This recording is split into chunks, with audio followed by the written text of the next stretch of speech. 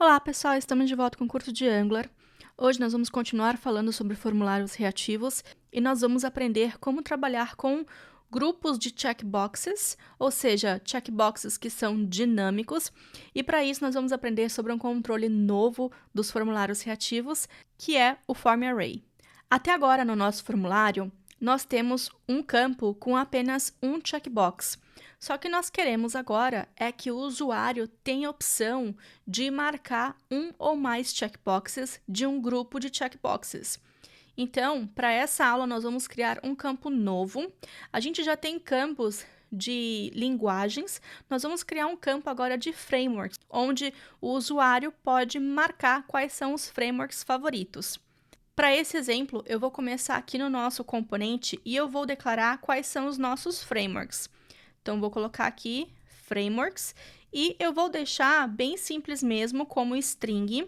Vou colocar aqui Angular, React, Vue e Sencha, só para a gente poder ter algumas opções. É um array de string simples e nós queremos enviar para o servidor o valor, ou seja, se o usuário marcar Angular, a gente vai enviar para o servidor o valor Angular.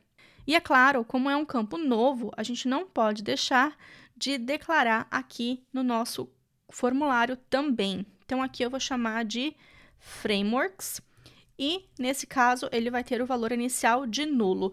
Por enquanto, nosso campo vai ficar frameworks com o valor inicial de nulo, porém, a gente vai mudar isso daqui a pouco.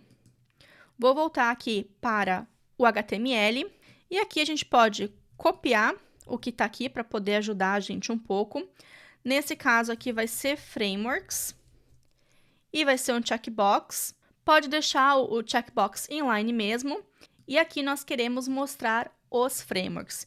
Vou remover aqui também a mensagem de erro, que na próxima aula a gente volta e coloca aqui novamente.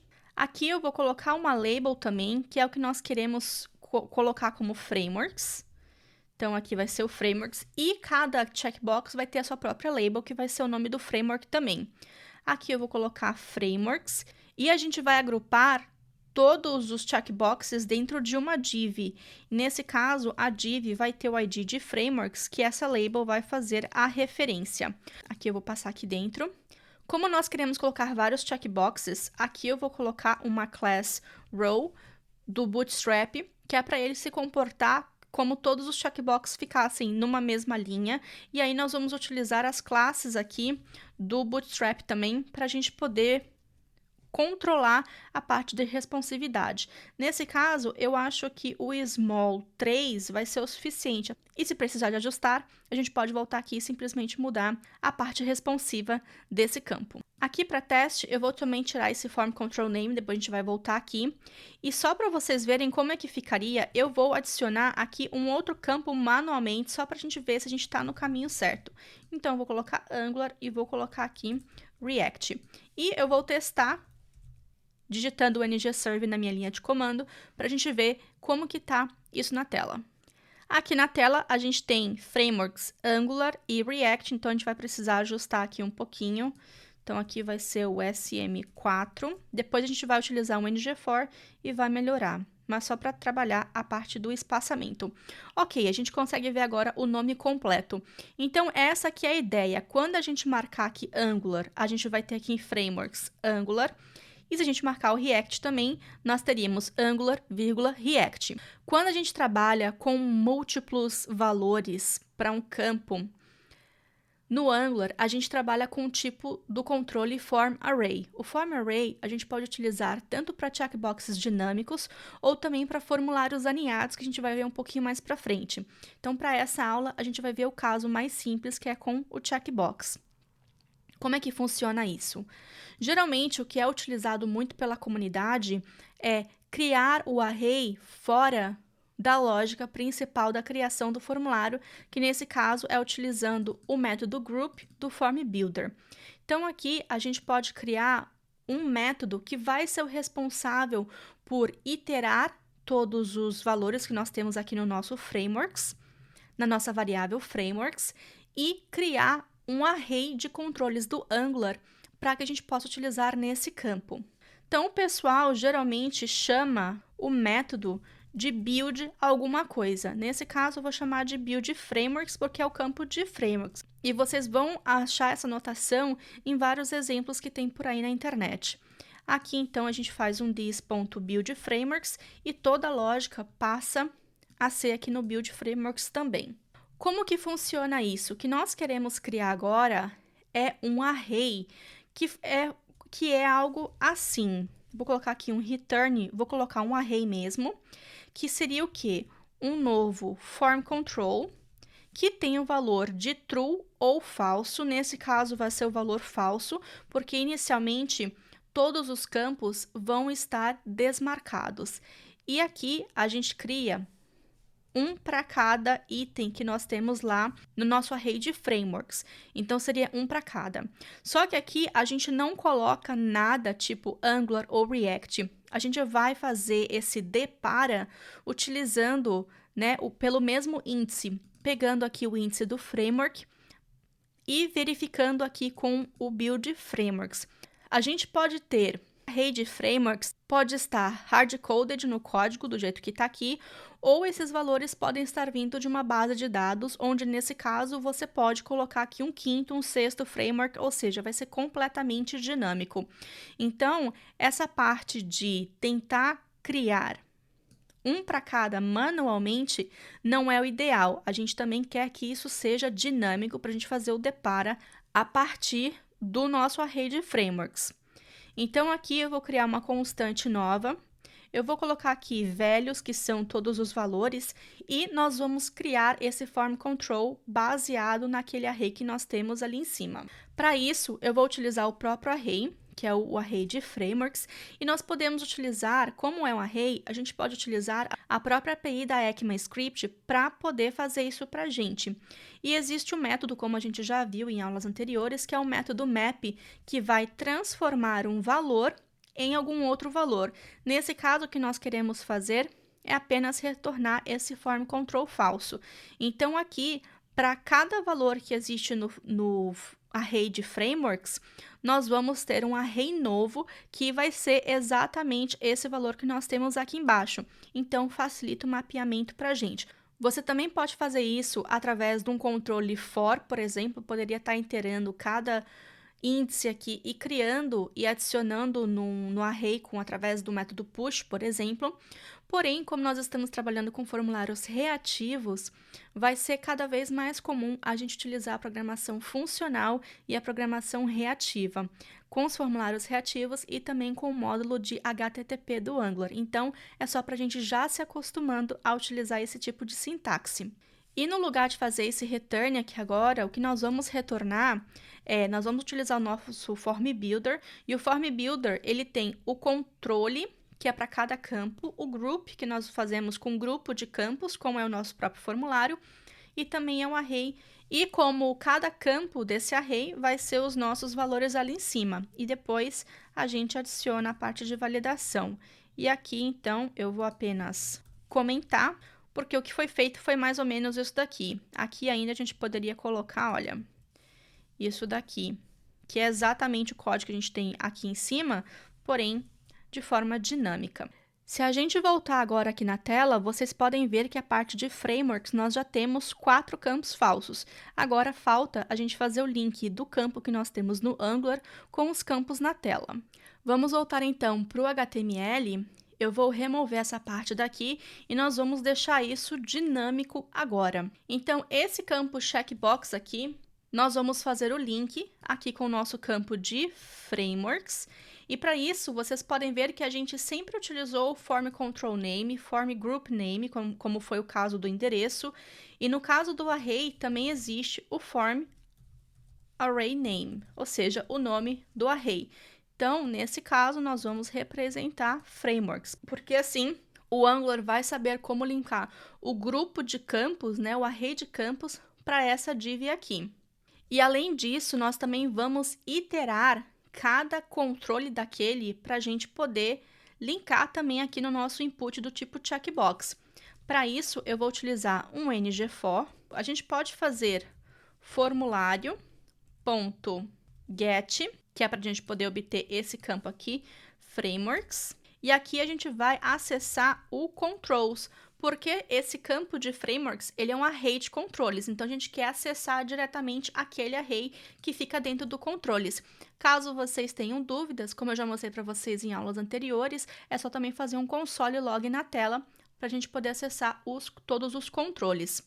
Então aqui nós temos cada item, porém a gente também quer mostrar aqui o nome de cada framework no campo.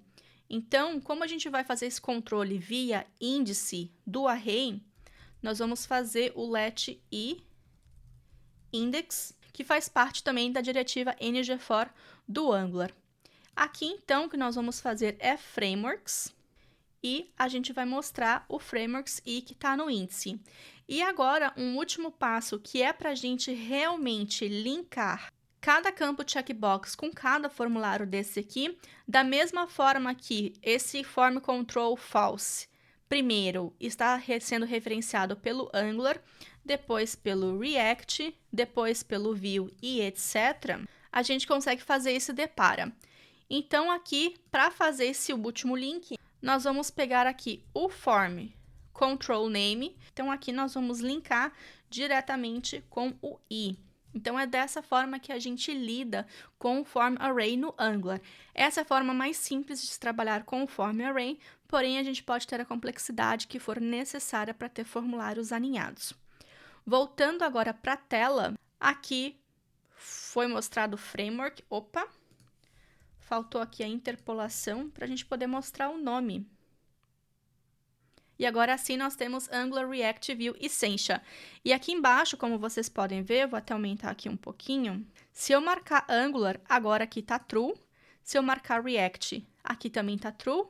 Se eu marcar o Vue, o terceiro também ficou true. E o Sencha também ficou true.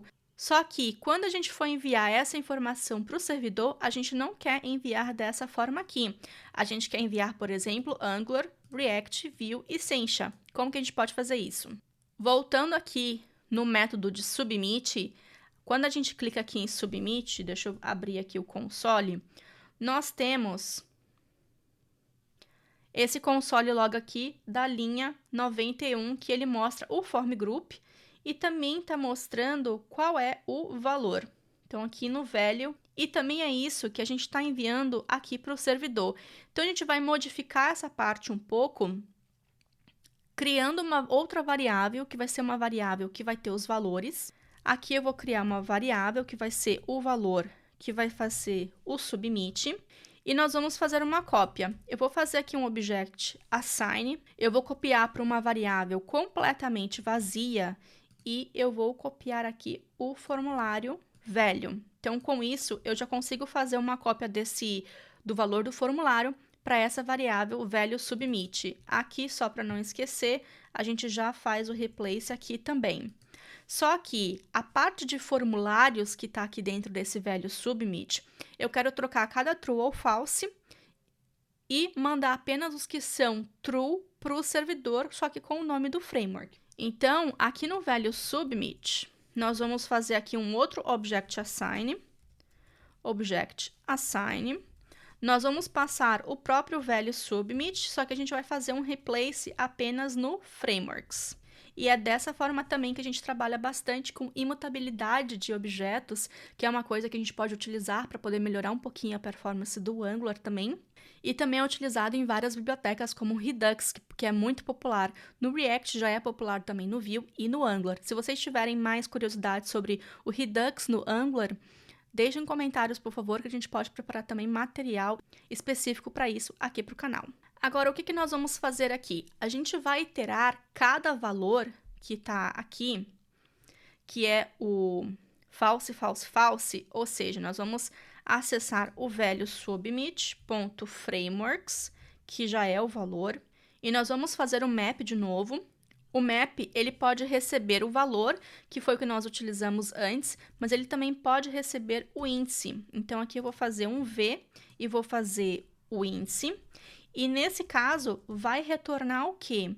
Se o valor for true, nós vamos acessar o thisFrameworks, que é o nosso array, e nós vamos pegar o valor dele. Se não, a gente retorna nulo mesmo. Aqui é um ponto map, por isso que está dando erro. Só que isso daqui vai gerar o quê?